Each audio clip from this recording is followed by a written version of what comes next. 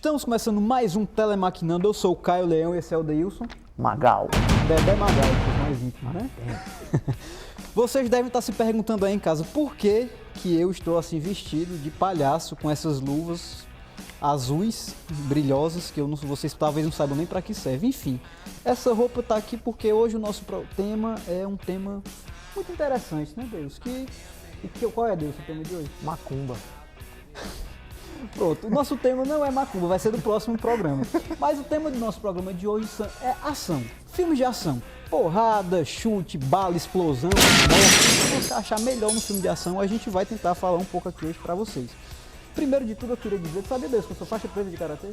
Parabéns, cara. Por que a faixa marrom, É então? porque a minha preta eu não estava mais em casa. Ah, Eu tá. queria mandar um beijo pra minha professora de karatê, que eu fiz quando eu tinha 15 anos, a tia Conceição. Tia Conceição, se você estiver me assistindo, um beijo, viu? Olha, hoje eu tô aqui. Conceição deve ter ensinado um catar de A tia Conceição era muito boa. E o nosso convidado de hoje, que a gente vai entrevistar, é o Halder Gomes. Tudo totalmente pertinente para o nosso programa de hoje, né? O Halder Gomes, eu não sei se vocês sabem que ele é, além dele ser diretor e produtor de cinema, ele também é escritor, desenhista, artista plástico, faixa preta, quarto dan de taekwondo, faixa azul de jiu-jitsu, surfista e formado em administração com pós-graduação em marketing. E além disso tudo, ele ainda é gente boa, né? Porque uma pessoa que fosse gente boa, surfista. Tipo você falou, né? Já falei. Eu tô dizendo porque uma pessoa que tem tudo isso pode ser que não fosse gente boa, né? Ele tem todo o direito de não ser gente boa, mas ele ainda é gente boa, então é um quê a mais. Então a gente vai chamar a entrevista com o Halder Gomes, que a gente fez pra vocês. A gente tentou falar um pouco sobre os trabalhos dele e também um pouco sobre essas coisas de filme de ação, que é o tema do programa de hoje. Bom, Halder, a sua estreia, né, como diretor foi no Calor da Terra do Sol, 2002, né? Que foi um filme de ação, que foi filmado aqui em Fortaleza. Isso. E como foi, assim, esse processo criativo, assim, como foi o processo como um todo, né, da realização desse filme? Esse filme, ele é muito importante na minha carreira, que foi onde eu pude aprender muito na prática, entendendo quais são as dificuldades de fazer cinema no Brasil, seja lá onde for, né? É um filme que foi rodado aqui no Ceará e foi rodado em Los Angeles. É um filme que foi feito com um mega, ultra, super baixo orçamento, né? Mas mesmo assim fiz em película, consegui ter alguns atores de Los Angeles, consegui rodar cenas em Los Angeles. É um filme que não dava para ter sido nunca feito com aqueles recursos, né? Obviamente tem suas limitações técnicas, mas que não impediram o filme ter uma carreira bem sucedida proporcional ao seu tamanho, né? É um filme que teve distribuição internacional, ele entrou na Blockbuster dos Estados Unidos, do Japão, foi exibido na África do Sul, Reino Unido. Foram um total 15 países que ele teve distribuição entre home video e TV aberta, TV fechada. Foi uma produção feita com uma equipe totalmente local. Acho que foi um marco, até porque foi o primeiro filme cearense a ter uma distribuição. Nunca o filme cearense tinha conseguido distribuição nacional. Ele foi lançado em home video pela Casa Blanca Filmes na época, quebrou um paradigma da distribuição. Foi o primeiro filme cearense que foi feito buscando um nicho, e encontrou esse nicho e teve o seu caminho nesse próprio nicho de mercado, que são os filmes de artes marciais, né? E o processo criativo dele foi o Silvio Gurjão, que é roteirista, cineasta, ele escreveu esse roteiro na época, e daí eu fui trabalhando, ajustando as minhas dificuldades orçamentárias, né? E é um filme que tinha uma proposta muito importante, que era de mostrar, como um cartão postal também, as belezas, as locações daqui do estado para o exterior. Que ele acabou sendo até um embrião do que veio a ser o Área Q no futuro, né? Que é um filme com intenções de, agora não só de mostrar locações, de mostrar que nós temos potencial técnico, artístico para fazer produções maiores. Então ele teve esse marco, ele foi o ponto de partida da minha carreira. Foi muito difícil porque eu comecei com longa-metragem, né? Eu não tinha feito nenhum outro trabalho de direção, mas que foi marcante, foi uma escola para mim crucial para estar onde eu estou agora. Aí 6 anos depois, você foi contratado para dirigir o The Morgue, né? Que foi uma produção lá de Hollywood também. E que, diferentemente dos seus curtos, né? Que você já tinha dirigido, não foi um filme autoral, né? Você foi contratado por um estúdio para dirigir. Como foi essa experiência, assim, o quão diferente é você estar dirigindo uma coisa sua, obviamente, mas além disso, o fato de ser nos Estados Unidos e o fato de ser aqui, assim, qual é a diferença que você observa? As diferenças são quando você lida, no Brasil nós fazemos filmes, na maioria das vezes, com recursos públicos incentivados, né? O que te permite uma liberdade de criação muito grande, porque você não tem a presença do produtor executivo, do dono do dinheiro no set, discutindo o que você está fazendo. Isso é bom para a criação, mas muitas vezes aquele processo criativo não é o que interessa ao mercado. Né? São filmes mais autorais, então esse equilíbrio ainda entre a verba pública e o autoral e o comercial ainda tem muito para ser acertado, para que se consiga ter um ponto melhor. Quando você filma nos Estados Unidos, você está filmando com recursos privados, né? O que implica em que você tem que dar uma satisfação contínua aos investidores que querem saber como é que você está gastando os recursos dele. Então tem essa pressão maior, que eu considero muito bom como aprendizado, porque te dá uma disciplina maior, te dá um senso maior de responsabilidade e de compromisso com o que você está fazendo. Não que esse dinheiro seja mais ou menos importante do que o recurso público, mas essa pressão no set, ela te deixa mais aguçado, né? E assim, a diferença que eu posso dizer maior entre filmar aqui e filmar lá fora, talvez seja a facilidade com que você tem tudo muito fácil nos Estados Unidos. O acesso a qualquer equipamento, a qualquer profissional está sempre muito disponível para você. Mesmo se você tem um baixo, médio ou grande orçamento, né? Aqui a gente tem aquela dificuldade mesmo por questões logísticas. Se você precisa de equipamento, tem que trazer de Rio ou São Paulo. Quando você vai finalizar um filme, você tem que ir para São Paulo ou Rio, ficar numa casa de produção por semanas, que acaba implicando no orçamento em mais custos. Por um lado fica mais barato por outras coisas. Então tem sempre vantagem e desvantagem, mas foi uma experiência muito boa para mim, porque é um filme é um filme de gênero, né, o gênero suspense, e que foi lançado nos Estados Unidos e no Canadá pela Lionsgate Films, que é a número 1 nesse gênero, um dos maiores estúdios do mundo. Foi lançado no Brasil pela Universal, foi lançado na Espanha pela Fox, em Portugal pela Universal, entrou em cartaz de cinema na Alemanha e na Áustria, foi lançado também no Japão, enfim, teve uma carreira internacional muito bacana. E foi uma grande escola para mim. E como surgiu o convite assim, para você dirigir o Demorge? O Gerson Sanginito, que é o diretor do Arequê, é um grande parceiro meu de projetos nos Estados Unidos há um bom tempo, né? Quando eu estava lutando para fazer meu primeiro filme, ele estava na faculdade estudando, a gente sempre falava em trabalhar junto um dia. E fizemos junto Beyond the Ring, que ele dirigiu, fui primeiro assistente de direção, dirigi a segunda unidade e fizemos outros projetos também junto nos Estados Unidos.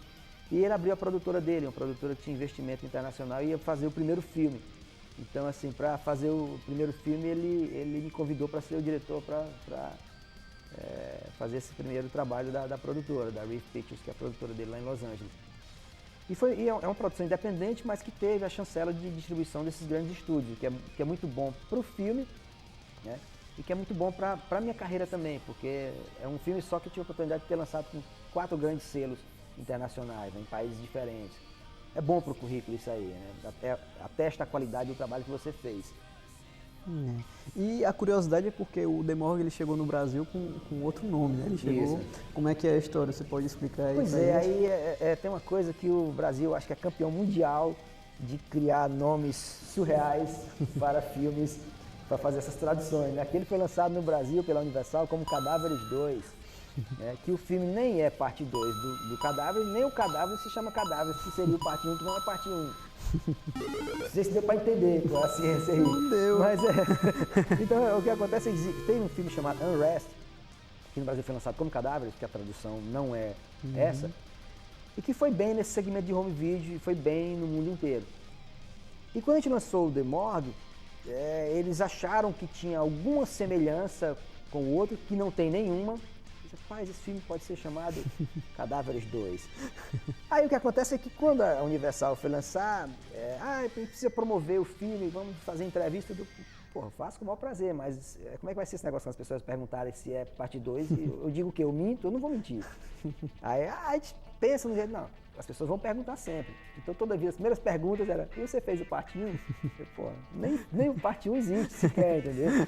Mas bom, isso acontece porque quando o filme tem distribuição internacional, ele sai da sua mão totalmente. Você não tem poder mais nenhum sobre a parte criativa de lançamento, não tem mais como controlar isso aí, né? Até mesmo, artisticamente, eu discordo muito da proposta comercial que foi feita do filme. Porque é um filme que é um suspense sobrenatural, um filme que é um quebra-cabeça que se monta no final. Ele é um filme onde o não dito muitas vezes tem muita informação do que o próprio diálogo. artisticamente eu discordo muito da proposta comercial que foi feita do filme. Porque é um filme que é um suspense sobrenatural, é um filme que é um quebra-cabeça que se monta no final. Ele é um filme onde o não dito muitas vezes tem muita informação do que do próprio diálogo. Ele é um filme que tem uma característica que foge aquele filme de slasher de cortar cabeça, isso aí não é aquilo.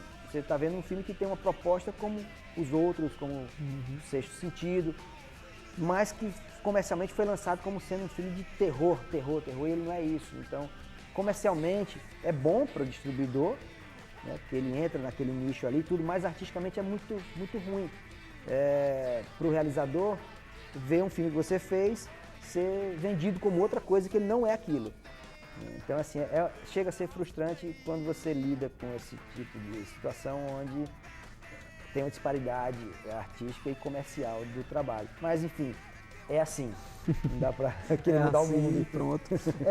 E é até complicado até pro próprio público, né? Porque o público Sim. vai em busca de assistir o filme, como você falou. Ele coloca nesse segmento, o público vai assistir pensando que aquilo não é. E às vezes o público pode até se decepcionar, não com o filme em si, mas por não ser o que ele esperava. Com a expectativa frustrada de você ver uma continuação que não é, e ver um filme com uma proposta que não é. O cara, pô, eu adorei o Cadáveres 1, que não existe, como falou. Exatamente. Adorei o Cadáveres 1, vou assistir o 2. E chega lá e não tem nada a ver. Realmente é complicado. Quando ele descobrir que o 1 não é 1 também, o cara vai se suicidar. Aí o cara, o filme que eu adoro nem existe. Mas isso é muito comum, sabe? Pra mim não é novidade.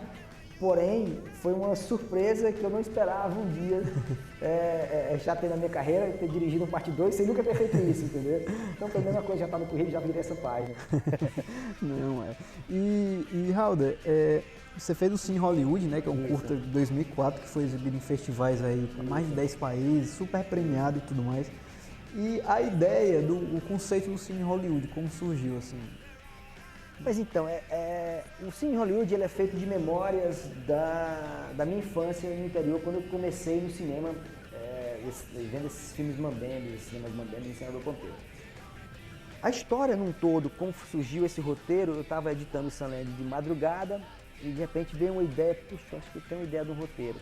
Aí, enquanto a editora estava lá trabalhando, eu fui escrever um primeiro tratamento desse roteiro, depois sentei com meus parceiros desse roteiro, que é a Micheline, a Helena e o Thiago, e criamos o roteiro, né? E mandei para o edital do Ministério da Cultura, que é um edital muito concorrido, e o filme foi premiado, e daí eu fiz o curta, né?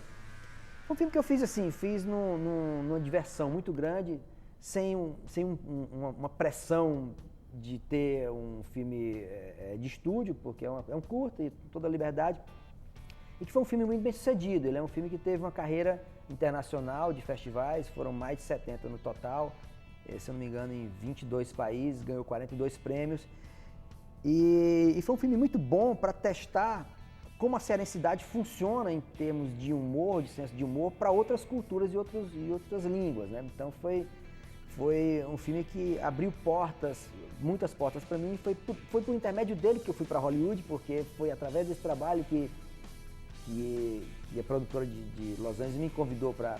Foi assim, a inspiração maior para... Temos aqui um diretor que tem a capacidade de fazer esse nosso projeto. E o curta virou um cult aqui no Ceará, né? E nos festivais no Brasil inteiro. Ele virou... como é que se fala? Virou tema acadêmico, ele virou ferramenta de palestra para empresários. Rapaz, virou tanta coisa, mano. E vai virar um longa, né? E vai virar até um longa, exatamente. Esse bicho é drobado, como diz aqui. Vai virar até um longa. Então, pessoal, vocês não assistiram o Cine Hollywood, assistam, porque realmente é muito bom, eu recomendo. Falar de cearenseis, para quem é daqui não tem problema com a agenda. Falar de cearenseis, vocês vão entender, tudo tranquilo. Halder, você também está com um projeto que é o Sweet Dream Cinderella, que é você pode falar um pouco sobre esse projeto pra gente também? O Sweet Dream Cinderella é um projeto que ainda está em fase de roteiro. Eu ainda vou preparar o projeto em busca de captação. Mas é um projeto que fala sobre tráfico de mulheres daqui de Fortaleza para a Europa. Que é um submundo que está acontecendo todo dia, o dia todo. E existe uma cadeia que envolve isso tudo, um submundo muito extenso atuando aqui no Ceará. tem interesses econômicos muito grande por trás disso e que nós somos vítimas dessa exploração sexual.